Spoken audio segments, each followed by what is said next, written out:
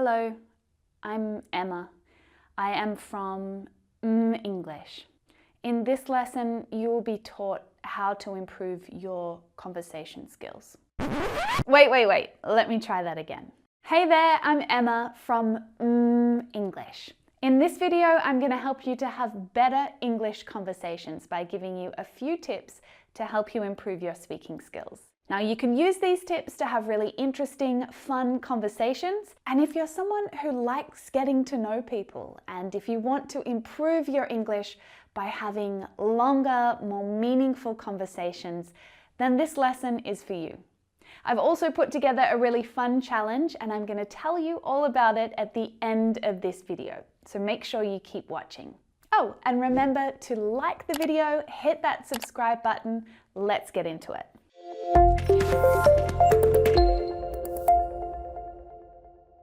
Before we talk about how to be more interesting in conversations, I want to take just a minute to talk about how you can make more progress with your speaking skills and your fluency too. For any of you who don't really have a lot of time, but you still need to make real progress quickly, well, you'll be interested to hear that our friends at Lingoda have shared a brand new offer with me, and I'm really excited to share it with you. As you probably know, I'm a long-time supporter of Lingoda. I've studied with them myself, and I'm always happy to recommend them because they are great. They offer online classes so you can study whenever you want.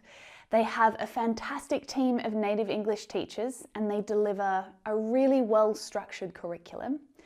And it's affordable. Their group classes are just €8. So what's the offer? Well, firstly, you can try Lingoda yourself for free for 7 days when you sign up for one of their monthly subscriptions.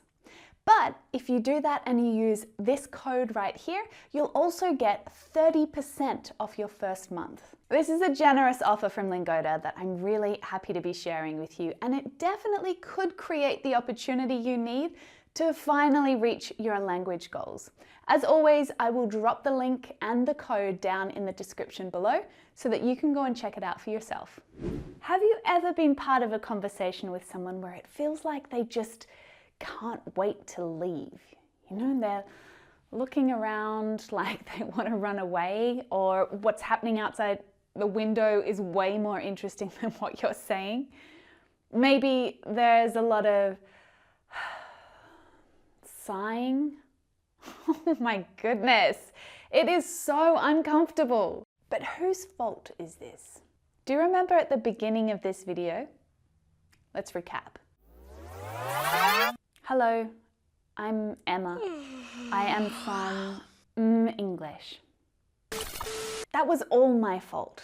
It was pretty dull. Did you notice that I used more formal language when I spoke? I said hello instead of my usual hey, and I added some unnecessary pauses instead of just allowing the sentence to flow. I used the passive voice instead of the active voice. My tone was flat and monotonous, and I had little facial expression. But when I changed the greeting to something more relaxed and conversational, the mood completely changed, didn't it? It went from being stiff and formal to being relaxed and fun. When I changed from a passive voice to an active voice, it helped you to feel more involved, like we were going to be doing this, working on this together. And we are. All of these are really small, subtle changes, but they can make a big difference when you're speaking. So I'm going to show you a few common phrases, maybe a little dull phrases and responses, and then give you a few tips on how you can improve them, how you can make your conversations more engaging, fun, and help people to really love speaking with you. So a really common question, one that you have to answer all the time, is how are you? But if you respond with, I'm fine, well, you're not really making anyone want to hang around and talk with you, right?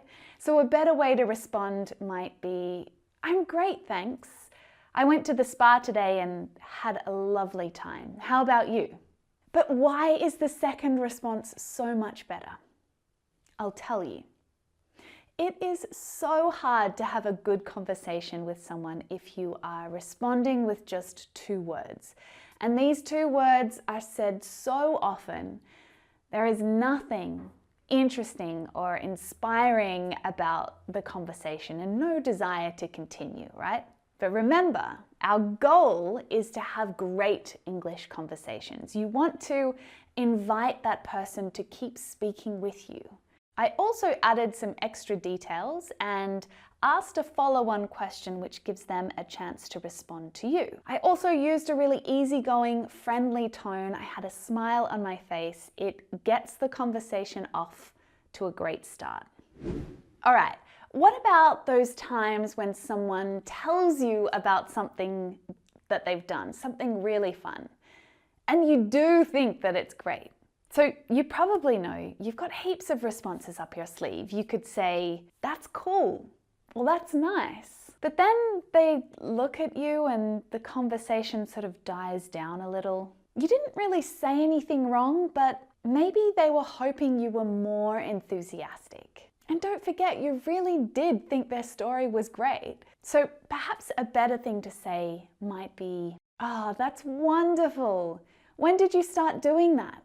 So why shouldn't you say, "That's cool," or "That's nice," or "That's good"? Well, they're just words that are used way too often. They can be used for almost anything. People get a little bit bored of hearing them. So in this case, because you were so impressed or you were so interested or excited about what they had to say, we've got to level up our language to help show that enthusiasm. You want to use more interesting adjectives like incredible, wonderful, or my favorite that I use all the time is epic. Now, epic is a little more casual than the other options, but it really does help to show your enthusiasm. Now, with all of these responses, we want to make sure you've got a positive, enthusiastic tone. You're excited, right? So get ready to practice after me. "Wow, that's incredible. When did you start doing that?"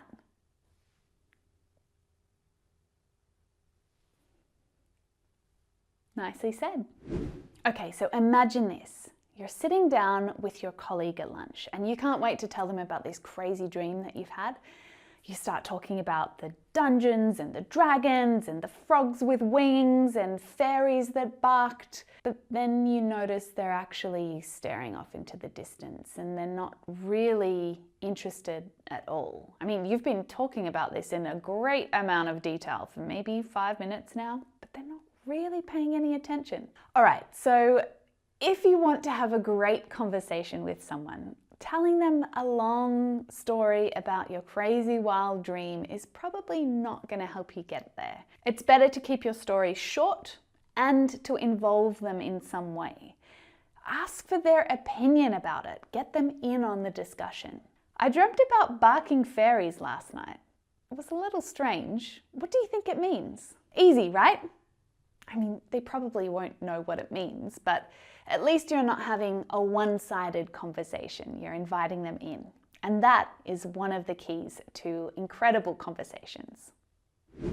Imagine your flatmate has just told you about the long day that they've had. They seem really down, perhaps a little tired. So you say, "Don't worry, just be positive." Now, I know that you have good intentions with this, but it is a phrase that is used so often. So often it can kind of seem a little insensitive. So instead, you could say something like, "Oh, that sounds like an exhausting day. Is there anything that I can do to help?" So the first part of the response expresses empathy. It lets them know that you understand how they're feeling. And of course, showing empathy can get someone to open up more. It lets them know that you care.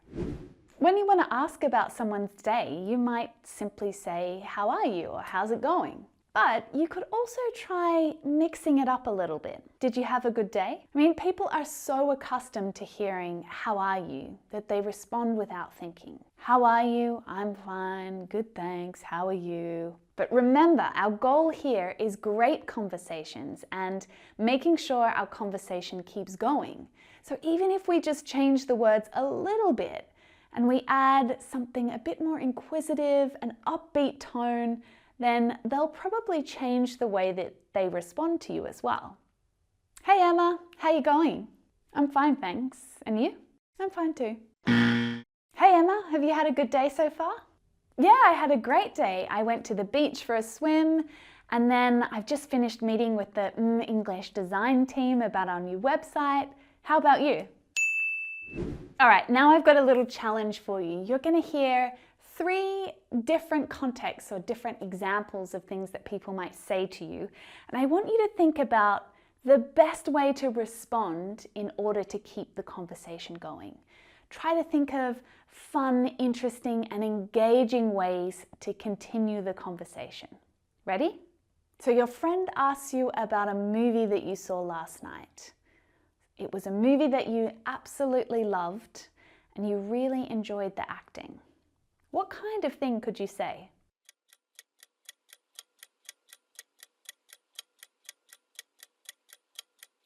So I might say, it was fantastic. I really loved the actors. So when someone asks you a question like this, try to change up the words that you use, give a little bit more detail to keep things interesting.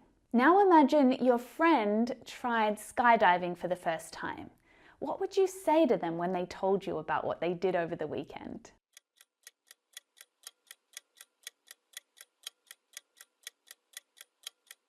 I'd say, that's epic. What was it like?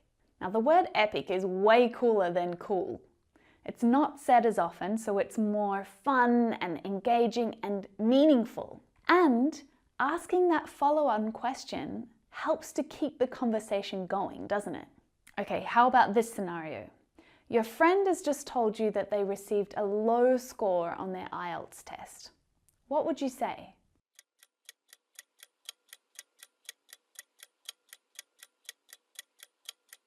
I'd say, IELTS exams are so tough. I'm sure many people feel the same way. What can I do to help you feel better? When a friend is feeling down or they've had some bad luck, showing empathy and offering to help shows them that you're listening. It also invites the conversation to keep going, right? Definitely don't show up telling them what they should have done or how they could have done it better. That's not very helpful at all. So that's 5 boring, dull expressions out the window and 5 new phrases and tips to keep your conversations going, to keep them interesting. I hope that this video helps you to have longer, more meaningful, more interesting conversations in English. And if you want to keep building your vocabulary to have these great conversations, then these videos right here will help you to do exactly that. Make sure you hit subscribe and I will see you in the next lesson. Bye for now.